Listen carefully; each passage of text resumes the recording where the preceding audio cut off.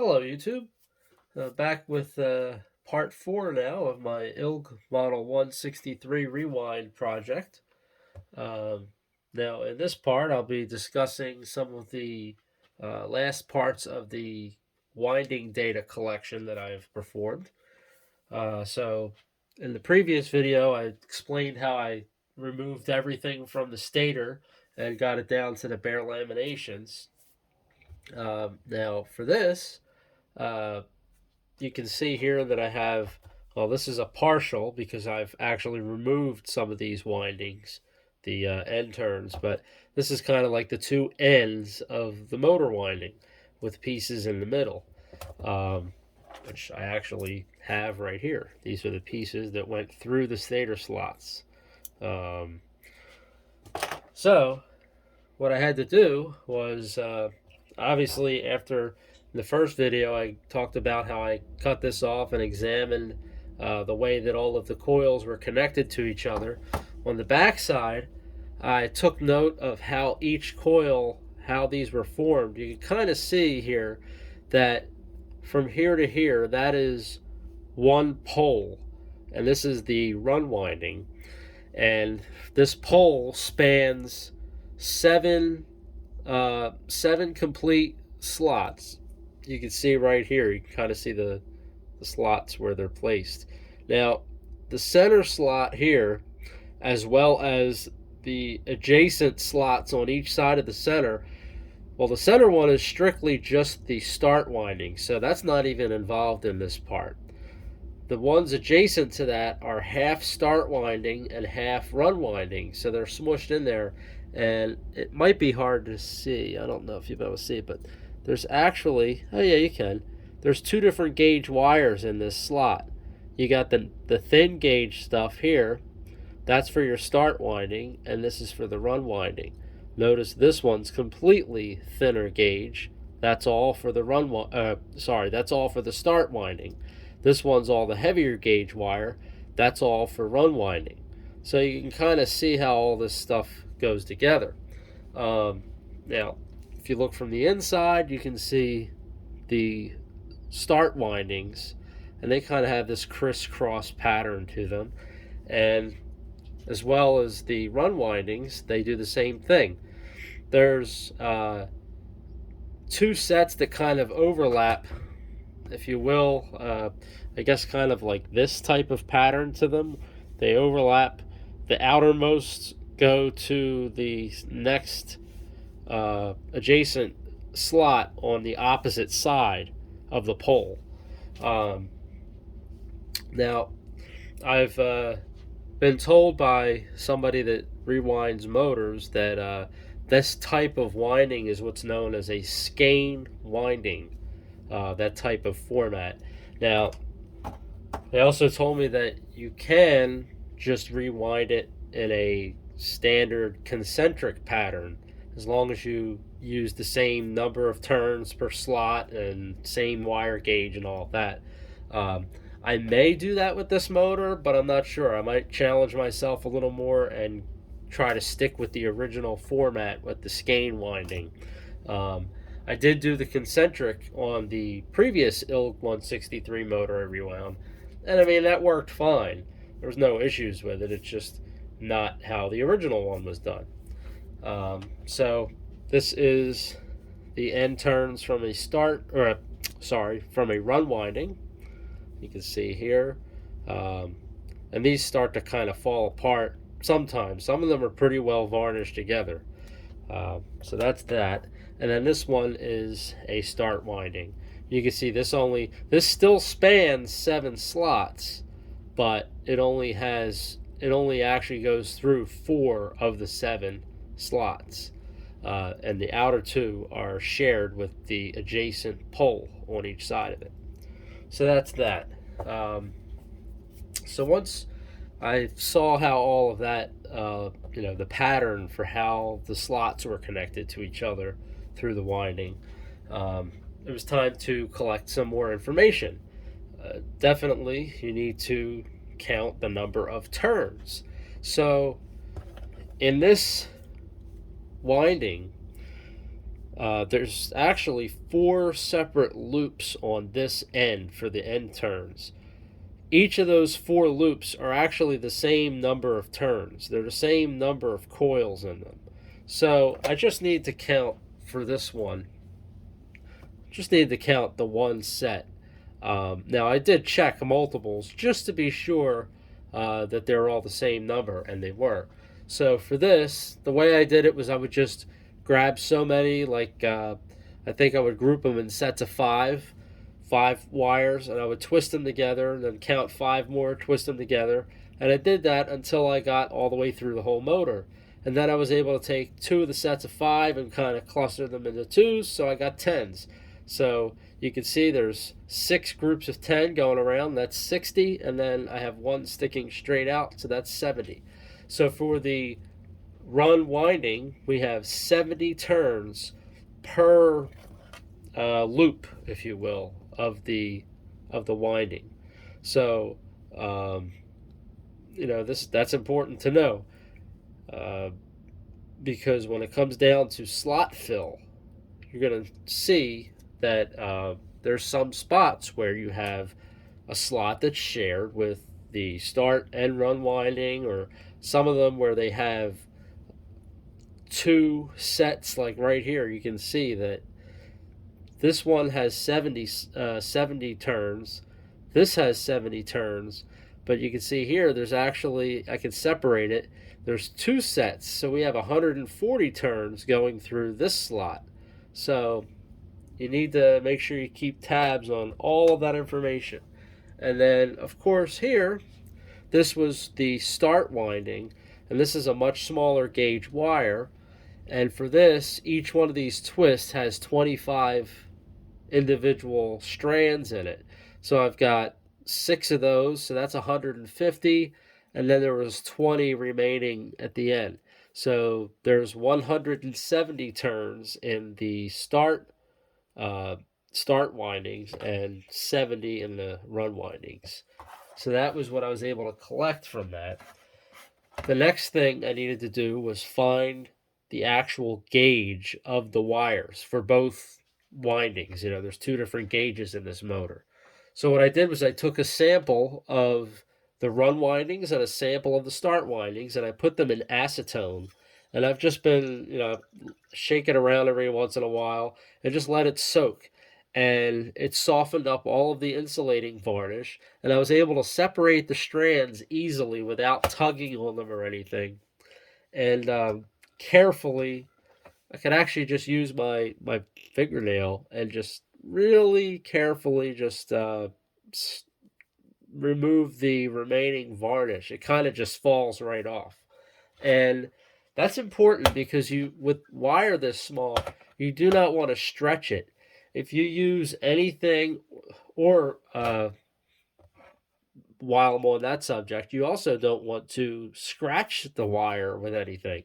If you have that insulated conductor that has the varnish on it, you start scratching it with, say, a razor blade. Oh, I'll just scrape the varnish off. Well, you're also going to be scraping tiny bits of that copper with it, and you're going to be altering the size of the diameter of the wire.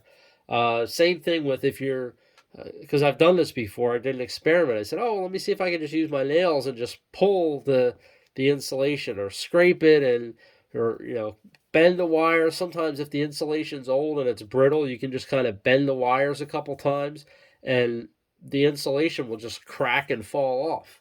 But when you do that, you risk changing the size of the wire.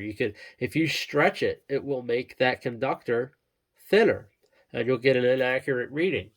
So I've chemically removed the varnish, and I was able to use a micrometer, and I did numerous samples of each just to be sure that I was getting an accurate measurement.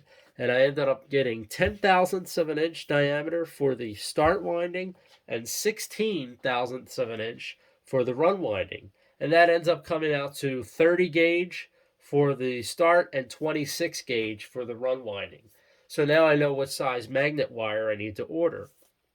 That's important, because if you get the wrong size wire, you can affect a lot of different things with the motor. One of them is if you get too thick of a gauge, you might fill up your slots and not have enough room for the wire that's supposed to go in there.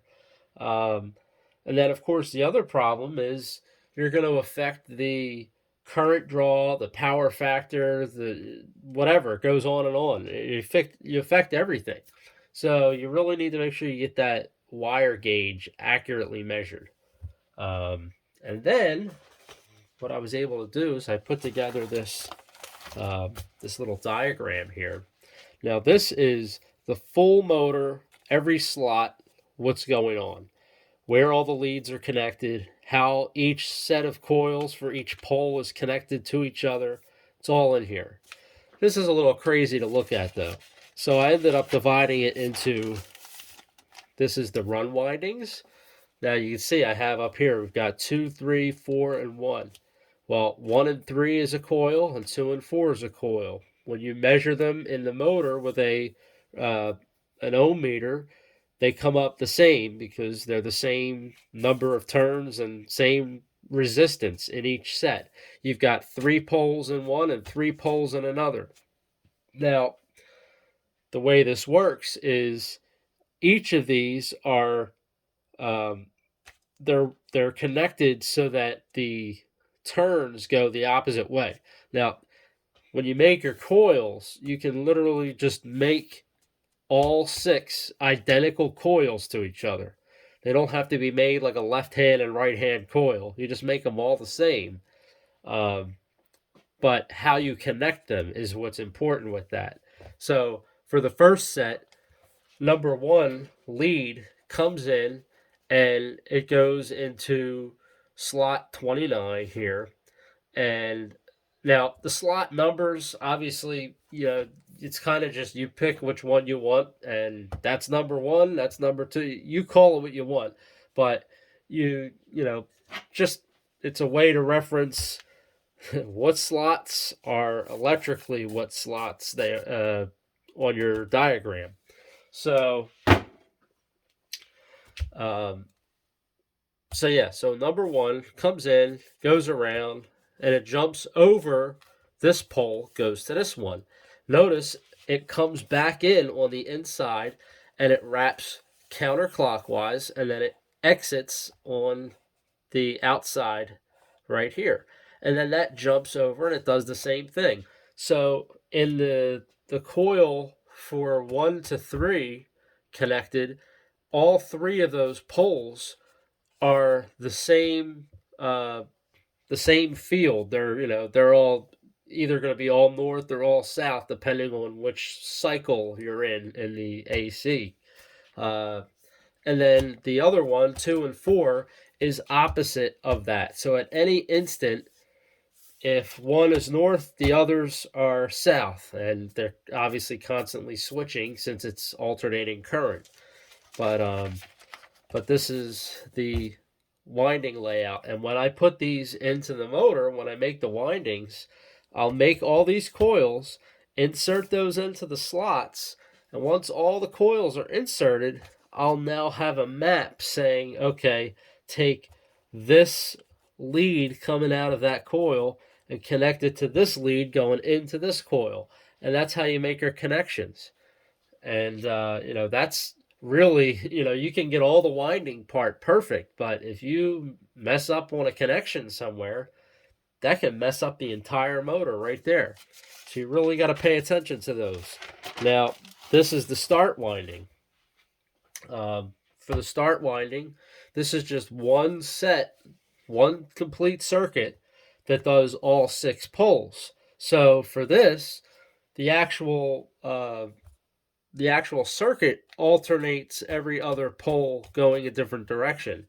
So when they jump over, they go from one pole to the next. It actually enters on the opposite side and makes the rotation different in how they're connected at the top. So that'll also give you your alternating magnetic fields north and south. And of course, this is shifted out of phase with the run winding, and that's what gives you your rotating magnetic field, because this motor is a PSC motor, which, any single phase motor needs something to get it started. So, with the PSC motor, the start winding is always engaged into the circuit. So this is always connected and it's always energized when the motor's running. Now, if you have like a split phase motor, that'll have a centrifugal switch in it. And once the motor reaches a certain percentage of its running speed, it will switch off the start winding and it'll just only rely on the run winding to keep it going. But it needs something to give it that push, something to start it. So that's why this is out of phase with this.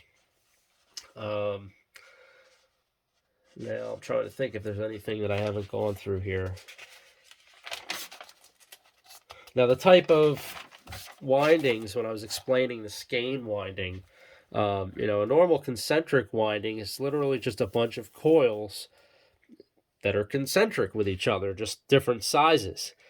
Now, with the skein, because you've got this overlap and twist, it kind of starts off as a big loop, and then I drew this to kind of give you a visual of how this works. You have to find the right size or everything. That's actually the most tricky part of the skein winding, is figuring out how far your distance is before you make that twist. Because what's going to happen is after you make the twist, these are going to fold over onto each other, and that's how you end up where the one end of it looks like it's concentric here, but then this end, you can see they kind of cross over each other. That is the skein winding. So I'm not sure if I'm going to go with that or if I'm going to be going with the concentric. Haven't really decided, but now at least I know what size wire I need to order, and the number of turns, etc. All the information. This is what I need to be able to complete the rewind. So I hope that was useful, helpful, informative, interesting, whatever, enjoyable. And thank you for watching, and stay tuned for the next video, which will probably be another update on the stator, cleaning it. I'm going to be using some Media Blast glass bead to clean the surfaces of this, and then I will be applying some new spray varnish on it and getting this all prepped and ready for the winding. So thank you for watching, and I'll see you in the next one.